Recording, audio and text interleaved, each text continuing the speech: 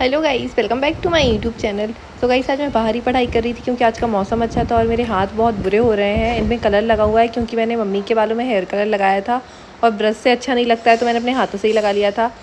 तो आज का मौसम ये रहा और इतनी प्यारी हवा चल रही थी, बिल्कुल भी धूप नहीं थी। तो मैं यहीं पढ़ाई करने बैठ गई थी। बस पर्दे बंद कर लिए थे क्योंकि हवा चल रही थी तो धूल आती है और मुझे धूल से एलर्जी है, तो इसलिए मुझे पर्दे बंद करने पड़े। और फिर सबसे पहले जब मैं पढ़ाई करने बैठी तो मैंने एडिटोरियल की क्लास देखी थी। और जैसा कि मैं करती हूँ, एडिटोरियल की क्लास देखने के बाद मैंने अर्थमेटिक की क्लास देखी थी। और फाइनली आज ईपी एंड जेपी की क्लास कंप्लीट हो गई थी और कल से मुझे SICI स्टार्ट करना है। तो मैं न्यू टॉपिक के लिए बहुत एक्साइटेड हूँ। इस टॉपिक ने मुझे सच में बोर कर दिया। मुझे इतने दिन में बोर नहीं हो रहा था अर्थमेटिक पढ़ते हुए, लेकिन इस टॉपिक में सच में होने लगा था।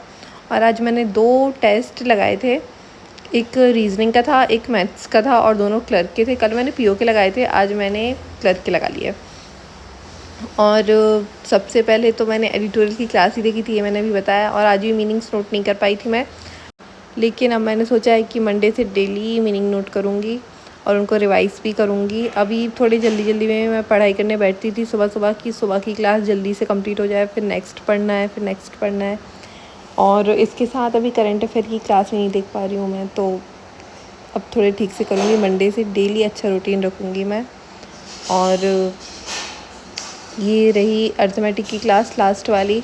इसने तो सच में मेरे दिमाग के ऊपर से निकल गई थी पूरी बातें और मेरा पूरा दिमाग घुमा दिया था कि क्या ही है ये ए आर स्क्वायर क्यूब। मैं सच में पागल हो गई थी ये देख के। और फाइनली फिर मैंने इसको सॉल्व भी कर लिया। सॉल्व करना तो ज़रूरी था। फिर उसके बाद मैंने 2 सेक्शनल टेस्ट लगाए थे। उसमें से एक था, मतलब एक का स्कोर आया था 17, जो कि सच में बहुत बुरा था। ये सच में बुरा था। 35 में से 17, वो भी क्लर्क के टेस्ट में तो नहीं आनी चाहिए। बाकी अगर इंग्लिश का होता तो भी ठीक था, ओके था, लेकिन रीजनिंग का था तो ये तो नहीं होना चाहिए था। बट यही स्कोर आया। कभी कभी स्कोर अच्छा आ जाता है, कभी कभी स्कोर बुरा आ जाता है, तो यही होता रहता है। वैसे डिपेंड करता है टेस्ट पर। अगर टेस्ट थोड़ा इजी रहता है तो फटाफट क्वेश्चन सॉल्व हो जाते हैं और स्पीड भी ऐसी लगती है कि बढ़ गई है। लेकिन अगर थोड़े से भी ऐसे डिफ़िकल्ट क्वेश्चंस होते हैं ना, कंफ्यूजिंग, तो उनमें वापस ऐसा लगता है कि स्पीड तो वैसी ही है। और उससे अच्छा स्कोर तो मेरा मैथ्स में आ गया था। वैसे भी सच है ये कि डिपेंड टेस्ट पर ही करता है कि आपका स्कोर कैसा क्या आ रहा है। तो इससे मेरा स्कोर आया था 19। मैंने 21 अटैम्प्ट किए थे और उसमें से 20 सही निकले थे। एक गलत निकल गया था और वो ये वाला क्वेश्चन गलत निकला था सीरीज़ का। सच में सीरीज़ पता नहीं कैसे गलत निकल जाती हैं, लेकिन निकल जाती हैं। और ज़्यादातर देखा है मैंने कि जब कुछ गलत ना निकले ना तो सीरीज़ तो पक्का गलत निकलेंगी। और बाकी ज़्यादा चांसेस तो होते हैं कि मिसिंग नंबर सीरीज़ गलत निकले, लेकिन इस बार मेरी रॉन्ग नंबर सीरीज़ गलत निकल गई थी। सॉरी रॉन्ग नंबर सीरीज़ गलत निकलने के ज़्यादा चांसेस होते हैं। मेरी इस बार मिसिंग नंबर सीरीज़ ही गलत निकल गई थी। फिर इसके बाद मैं बैठ गई थी वो वाले क्वेश्चन सॉल्व करने जो कि मैंने अर्थमेटिक की क्लास में देखे थे। और ये क्वेश्चन सॉल्व करते करते सच में मेरा दिमाग पूरा पक गया था कि इतने कंफ्यूजिंग क्वेश्चंस क्यों हैं ये। मतलब टफ़ टॉपिक मैंने देखे हैं, होते हैं कोई टॉपिक बहुत टफ़ से, लेकिन ये इतना ज़्यादा ऐसा लग रहा था टफ़ भी नहीं है और इतना कंफ्यूज कर रहा है ना, मेरा मन नहीं कर रहा था कि मैं इसे सॉल्व करूं। ऐसे भी सर बोल रहे थे बीच में कि है ना, ये टॉपिक प्री में नहीं आता है, मेंस में इसके कुछ ही क्वेश्चंस आते हैं, ज़्यादा क्वेश्चंस भी नहीं आते हैं। तो मैं सोच रही थी कि इसको ना ही करूं, लेकिन फिर मैंने सोचा कि एक साथ ही सारे टॉपिक हो जाएं तो हो ही जाएंगे, फिर अलग से तो मैं करूँगी ही नहीं। और मैं जब ये क्वेश्चन सॉल्व कर रही थी ना तो मेरी बहन यहीं पे बैठ के मुझे डिस्टर्ब कर रही थी, ऐसे लेम जोक्स कर रही थी ना, तो मेरा मन ही नहीं कर रहा था कि मैं क्वेश्चन सॉल्व करूं और मुझे हंसी आ रही थी बार। लेकिन फिर ही मैंने क्वेश्चन सॉल्व कर लिए और ये टॉपिक यहीं ख़त्म हुआ। थैंक गॉड ख़त्म हुआ। अब मुझे इस टॉपिक का एक क्वेश्चन और नहीं पढ़ना था, बस मेरा हो गया था इस टॉपिक के साथ। अब मुझे नहीं पढ़ना था इस टॉपिक को फिर, लेकिन अब कल से न्यू टॉपिक स्टार्ट करूँगी SICI, तो उम्मीद है कि वो मुझे अच्छा लगेगा। वैसे अच्छा तो लगे या ना लगे, पढ़ना तो है ही, लेकिन थोड़े ऐसे टॉपिक जो दिमाग में जाते हैं, समझ में आते हैं, तो वो अच्छे भी लगते हैं। अभी तक मैंने अर्थमेटिक में जितने भी टॉपिक पढ़े ना वो मुझे सारे अच्छे लगे, बस ये एपी और जीपी छोड़ के। और अब ये मैं है ना दूसरी बार सोच रही हूँ कि इसकी प्रैक्टिस नहीं करूँगी, जितना मुझे समझ में आ रहा है कि मुझे नहीं करना चाहिए।